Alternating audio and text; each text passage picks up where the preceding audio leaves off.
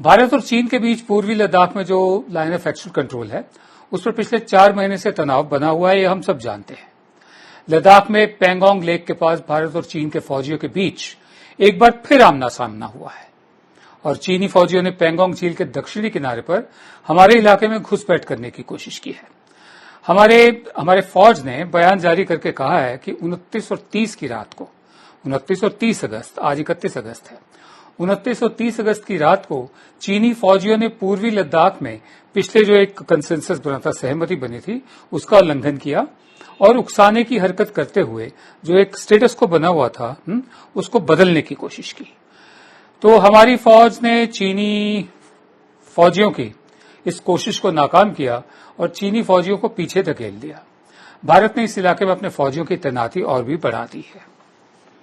हम आगे बढ़े तो ये भी कहना जरूरी है कि फौज ने अभी तक हमारी ये नहीं बताया कि कितना गंभीर था ये आमना सामना और इसमें क्या कोई किसी की जान गई है हमारे फौजियों की या चीनियों की और जख्मी कितने हुए, ये कोई डिटेल्स नहीं है।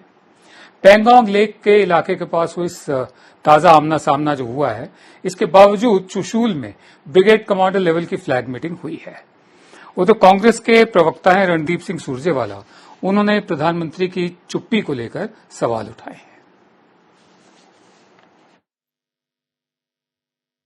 किस प्रकार से 29 और 30 अगस्त को चीनी सेना ने भारतीय सेना से झड़प की और हमारी सरजमी पर कब्जे का एक बार फिर दुस्साहस किया। ये लद्दाख तक सीमित नहीं रहा, उत्तराखंड में लिपुलेख इलाके में चीनी जमावड़ा और अब तो डोकलाम में डोकाला और नाकुला पास के अंदर भी जिस प्रकार से चीनी मिसाइल्स लगा दी गई हैं, ये भारत को सीधे सीधे खतरा है।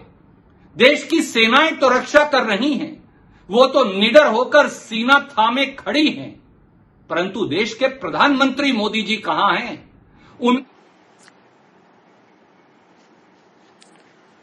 मेरे साथ हैं प्रोफेसर बलिराम दीपक, आप जवाहरलाल नेहरू यूनिवर्सिटी से हैं। बहुत शुक्रिया प्रोफेसर दीपक, हमेशा की तरह हमें वक्त देने के लिए। मेरा पहला सवाल आपसे ये है कि ये जो मौजूदा आमना सामना हुआ है, इसके मायने क्या हैं और क्या ये एक और नेगोशिएटिंग पॉइंट खोलने की कोशिश है? ये कितना गंभीर है आमना सामना? सबसे पहली बात ये तो जो दक्षिण छोर है, जो पहले सारी झड़पें हुई हैं या फिर जो चीन अंदर आया है, उसमें वो उत्तरी छोर था और फिंगर 4 से लेकर के 8 के बीच में, लेकिन ये दक्षिणी छोर में है और ऐसा मुझे प्रतीत होता है कि जो उनकी जो कोशिश है तो हमारे जो फौजी उसको नाकाम कर दिए। इसका मतलब कि जो हम हैं, हमारी जो सेना है, वो जो ऊंची चोटियां हैं जो दक्षिण छोर की, जो पनकुंग सो के आसपास की, उसमें हमने कब्जा कर लिया है। मुझे तो ऐसा प्रतीत होता है और हो सकता है कि ये जो स्टेटमेंट है इसको दर्शाती है कि अगर चीन जिस तरह से घुसपैठ कर रहा है, एक्सपैंड कर रहा है, तो उसको नाकाम करने के लिए हम क्यों ना पहले ही जो ये चोटियां हैं जहां ये उसकी मंशा है कि वो इनको भी कब्जे में कर लेगा, तो इसमें क्यों ना हम जो यथास्थिति है उसको बदलने से रोके। तो जहां तक मेरी समझ है, मुझे लगता मामला ऐसा ही है। इसके कुछ मायने ये भी हैं क्योंकि जो चीन भारत को ये बोल रहा है कि अगर जो डिसएंगेजमेंट होना है वो इक्वल और म्यूचुअल होना है, तो मतलब बराबर की डिसएंगेजमेंट होनी है। अगर हम जैसे 2 किलोमीटर पीछे जाते हैं तो आप भी 2 किलोमीटर पीछे जाइए, लेकिन इस तरह की जो डिसएंगेजमेंट है वो भारत ने बिल्कुल मना कर दिया, क्योंकि जैसे हम पहले भी बोलते आ रहे हैं कि ये इस तरह की जो डिसएंगेजमेंट है वो फिर हमारी जमीन में होगी, वो चीन की जमीन में नहीं होगी जी। लेकिन दूसरा ये पहलू है कि ये मामला बिल्कुल संगीन है और हो सकता है कि चीन जो दबाव है भारत पर उसको बरकरार बनाए रखना चाहता है, क्योंकि उसने तो अपनी तरफ से बोल दिया है कि जो डिसएंगेजमेंट हमारी तरफ से तो पूरी है, वो कंप्लीट हो गई है। लेकिन हम ये नहीं मानते हैं कि वो पूरी हो गई है, और हम मानते हैं कि बहुत सारे एरिया ऐसे हैं कि उसमें डिसएंगेजमेंट नहीं हुई है। तो मुझे लगता है कि ये भी एक इसका पहलू है। जी प्रोफेसर दीपक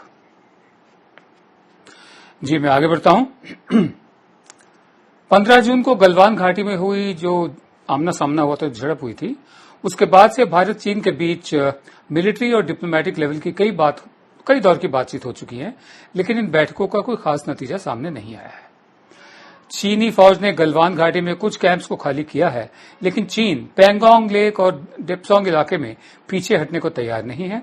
फिंगर 4 से फिंगर 8 के बीच चीन ने कई अस्थायी टेम्परेरी कंस्ट्रक्शंस भी कर लिए हैं। पैंगोंग झील के पास चीन ने जो नया निर्माण किया है, जो कंस्ट्रक्शंस किए हैं, सैटेलाइट तस्वीरों में नए शेड्स दिखाई दे रहे हैं। जो हमारी खुफिया एजेंसीज हैं, उनको मिले इनपुट के मुताबिक लद्दाख में डेमचोक के पास चीन ऑप्टिकल केबल भी बिछा रहा है, ऑप्टिकल फाइबर, और बेहतर संचार व्यवस्था के लिए 5G नेटवर्क बना रहा है। मेरा आपसे दूसरा सवाल यह है प्रोफेसर दीपक, विदेश मंत्री एस जयशंकर ने कहा है कि चीनी फौज की लाइन ऑफ एक्चुअल कंट्रोल पर भारी संख्या में तैनाती समझ से परे है, उनकी समझ में नहीं आ रहा। ठीक है, उधर प्रधानमंत्री मोदी मन की बात में और दूसरे संबोधनों में और विषयों पर तो बोलते हैं, लेकिन चीन पर खामोश है। और चीन को लेकर प्रधानमंत्री की इस चुप्पी के मायने क्या हैं, और जयशंकर जो विदेश मंत्री हैं उनको समझ में नहीं आ रहा। आप कैसे इंटरप्रेट करते हैं ये हमारी टॉप लीडरशिप का जो हाल है? सेना वो अपनी कार्रवाई वहां पर कर रही है, और जिस तरह से ये जो अभी का जो नई झड़प का मामला आया, तो इससे लगता है कि हम वहां पर सतर्क है, और जो जितनी भी जो चीन की कोशिशें हैं उसको नाकाम करने में तत्पर हैं।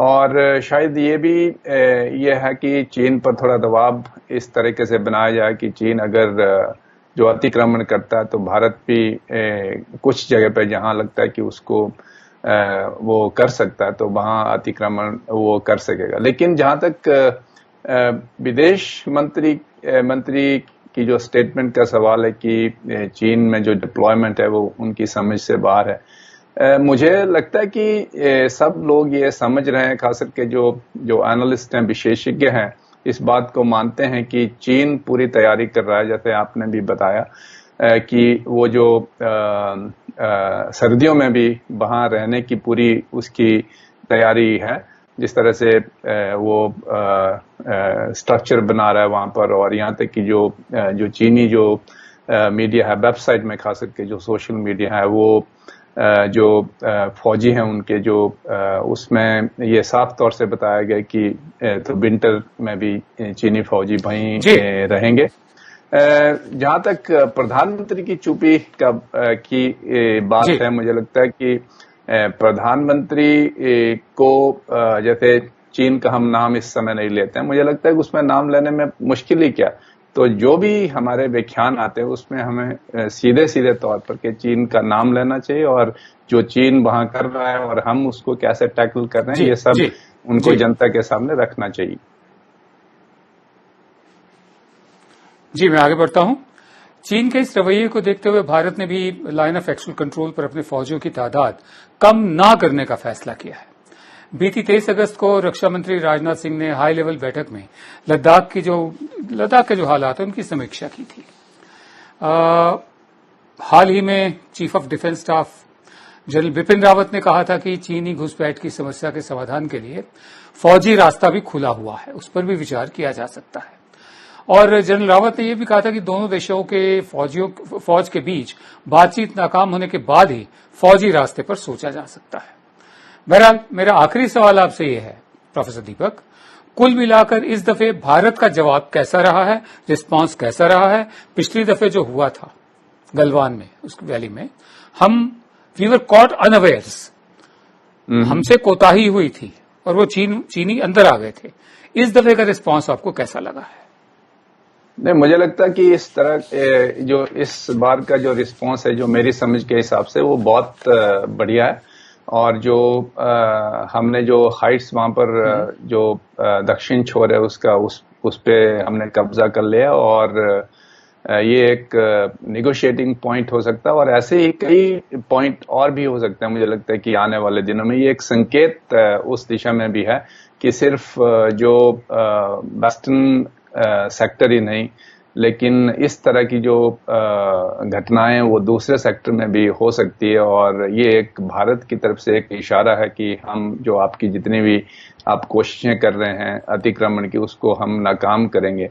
और जो आप स्टेटस को बदलने की बात सोच रहे हैं, मंशा रखते हैं, उसको भी हम नाकाम कर देंगे। हालांकि जैसे चीन में मैं फॉलो कर रहा हूँ इस न्यूज को, जापान के एक रिपोर्टर ने उनके जो मोफा का जो स्पोक्स पर्सन है उससे प्रश्न पूछा आज कि ये क्या है, तो उन्होंने बिल्कुल साफ इनकार किया कि हमारे फौजी तो बिल्कुल नहीं गए हैं और बिल्कुल भी अतिक्रमण की बात नहीं है।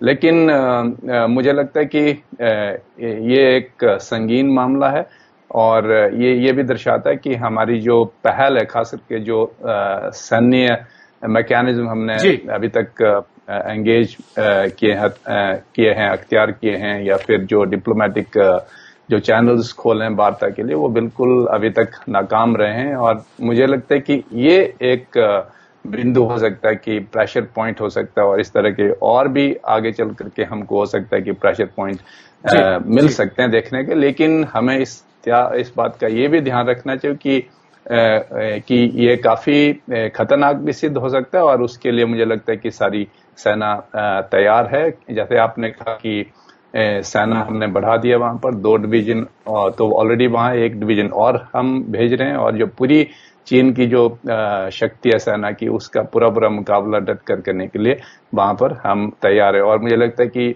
जो शीतकाल है उसका भी हमने इंतजाम कर लिया है और इंतजाम हो रहा है। तो हम एक लंबे समय के लिए चीन के साथ टकराव की दिशा में जा रहे हैं।